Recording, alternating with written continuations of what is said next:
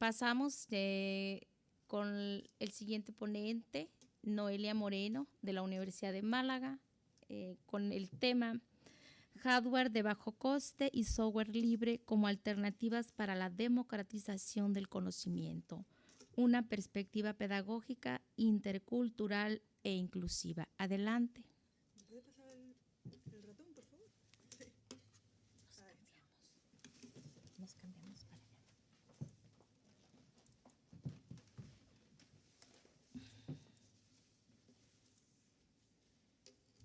Bien, como ha comentado la moderadora, el título, hardware de bajo coste, ¿sí? Es verdad, sí. Vamos a ver, ¿se escucha? ¿Más o menos? Sí. Pues las partes de las que consta esta comunicación son las siguientes. Comenzamos con un marco contextual, una descripción del problema, una aclaración terminológica haciendo un recorrido por una serie de conceptos relacionados con la temática en sí, la presentación de unos hardware de bajo coste que suponen una alternativa ante esta problemática de la brecha digital en sí, y una serie de propuestas de implementación en los centros escolares, para finalizar con unas conclusiones finales. Vamos a ver, primero vamos a enmarcar esta situación en un contexto, diciendo que en la actualidad nuestra sociedad de la información y del conocimiento sabemos que se encuentra inmersa en la llamada era de la posmodernidad, caracterizada por una sucesión de continuos cambios de tipo sociales, culturales, ideológicos, políticos, económicos y tecnológicos, lo cual plantea a su vez una serie de problemas, de desafíos y retos al ámbito educativo. Por tanto, se hace necesario una redefinición de los roles del profesorado y del alumnado y, a su vez, un replanteamiento metodológico, organizativo y didáctico acorde con ese nuevo planteamiento en el que se le da prioridad al proceso de aprendizaje sobre el de enseñanza, bajo un paradigma constructivista. Por tanto, vemos que las TIC desempeñan un papel muy importante para favorecer esos procesos de enseñanza-aprendizaje y, a su vez, para hacer posible el acceso al conocimiento. Concretamente, en esta comunicación nos vamos a centrar desde una perspectiva o un paradigma pedagógico, intercultural e inclusivo en una serie de alternativas que nosotros planteamos para contrarrestar o hacer frente a esa brecha digital que se establece entre los que tienen acceso a las tecnologías y los que no por cuestiones económicas. En este caso, nosotros planteamos, por un lado, el hardware de bajo coste, vamos a presentar una serie de modelos, y por otro lado, software libre. Vamos a describir primero el problema. Nos encontramos con familias con escasos recursos económicos, por un lado. Luego, por otro lado, nos encontramos centros con escaso equipamiento tecnológico o, más bien, podríamos centrarnos en que existe poco mantenimiento a nivel técnico, es decir, poca actualización de esos equipos. También a nivel social, a nivel mundial, nos encontramos una gran brecha digital entre aquellos países desarrollados que sí que tienen acceso a las tecnologías emergentes y aquellos países del tercer mundo o en vías de desarrollo que no lo tienen. Así pues, vamos a hacer una pequeña aclaración terminológica realizando un recorrido por una serie de conceptos como son. Por un lado tenemos el hardware. El hardware, por ejemplo, una placa base. Este se refiere a la parte física, a la parte tangible de esos equipos, de un ordenador. Luego después, por otro lado, tenemos el software, que se refiere a la parte lógica, es decir, el conjunto de instrucciones que hacen posible ese funcionamiento de equipos. Funcionamiento desde el punto de vista lógico. Luego después tenemos una brecha digital. La brecha digital es aquella nueva fuente de discriminación que se establece entre aquellos que tienen acceso a las tecnologías y los que no, bien por cuestiones económicas o bien por diferencias en cuanto a usabilidad desde el punto de vista eficaz y funcional de esas herramientas informáticas. Luego después tenemos el software libre, que es un software de código abierto, de libre acceso a toda la comunidad de internautas. En los centros escolares debemos optar siempre por el software libre. ¿Por qué? Para lograr una verdadera democratización del conocimiento y, a su vez, eliminar esa brecha digital de la que hablábamos anteriormente. También tenemos las licencias Creative Commons, que son aquellas que permiten a los autores, a los creadores, compartir sus obras, sus trabajos, sus herramientas en sí, de manera libre bajo una serie de condiciones diversas que se establecen. Las licencias Creative Commons lo que nos permite también es desarrollar unos ciudadanos con una actitud 2.0, que es aquella basada en el intercambio de experiencias, de información, de herramientas útiles para la comunidad educativa, constituyendo de este modo Internet, las redes sociales, espacios muy positivos para compartir y construir conocimiento aprovechando la inteligencia colectiva. Debemos también basarnos siempre en la filosofía de la web 2.0, que concibe al usuario no como un mero consumidor pasivo, sino como productor y creador activo de herramientas de información, gracias a la simplificación de esas interfaces, de las aplicaciones, que cada vez son más amigables, más accesibles, como sabéis. A pesar de que tengamos escasos conocimientos tecnológicos, sí que podemos realizar o utilizar ciertas herramientas de la web 2.0, como sabéis. Vamos a pasar directamente al hardware de bajo coste, que es una alternativa que nosotros planteamos para erradicar o eliminar esa brecha digital que se establece entre las personas con escasos recursos que no tienen acceso a las tecnologías y los que sí. Vamos a presentar, fijaos, tengo 3 modelos preparados. Decir que el hardware de bajo coste es aquel que posee unos microprocesadores con unas características técnicas equiparables a PCs, a tabletas y smartphones, hasta ese punto. Vamos a ver estos 3 modelos que os tengo aquí preparados. Tenemos el Raspberry Pi.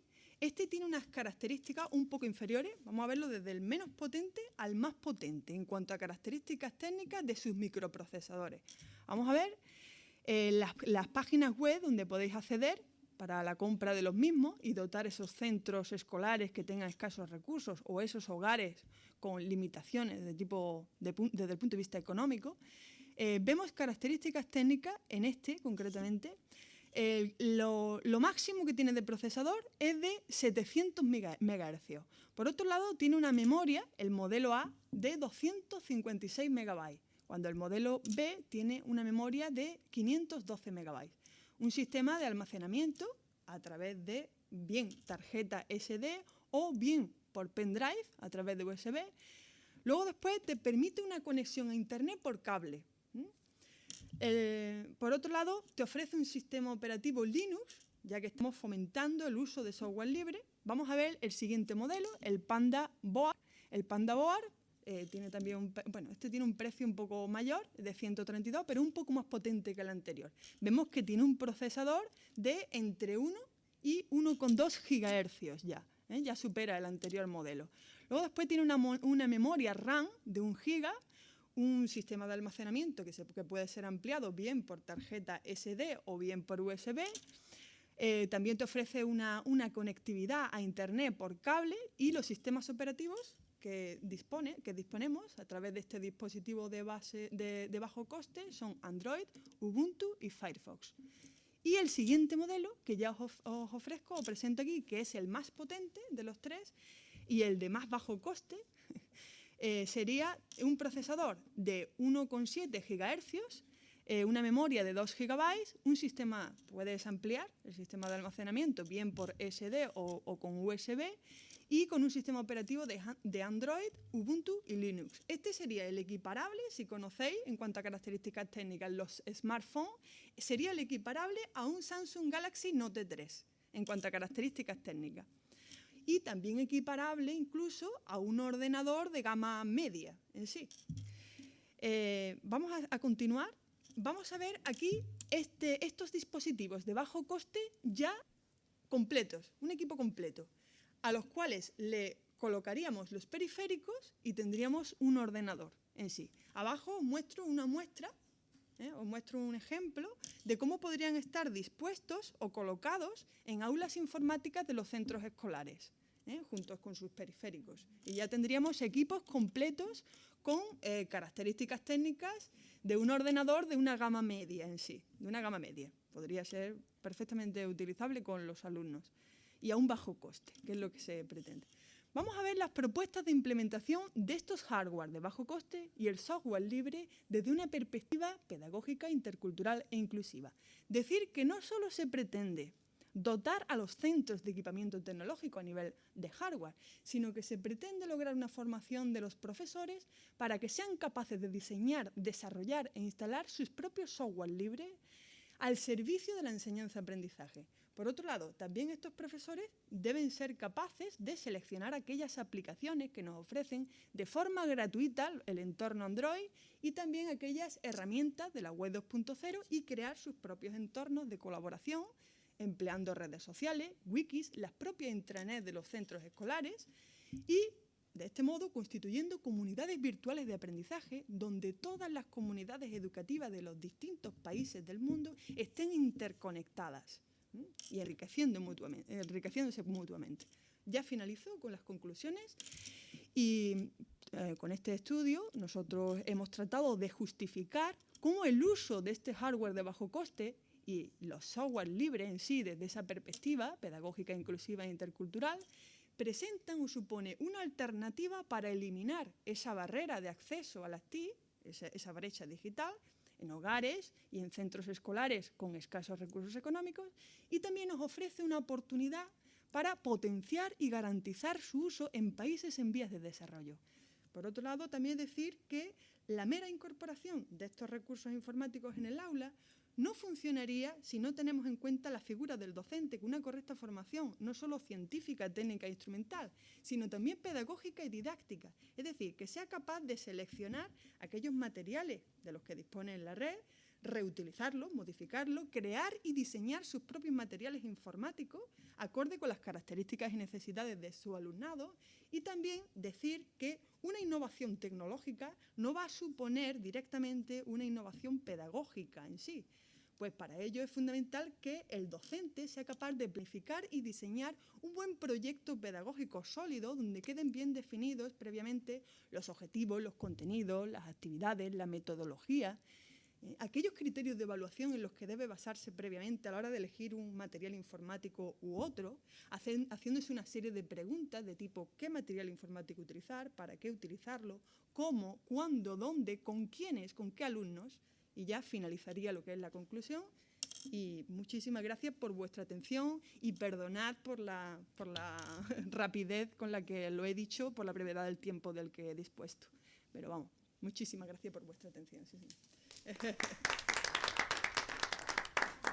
Gracias.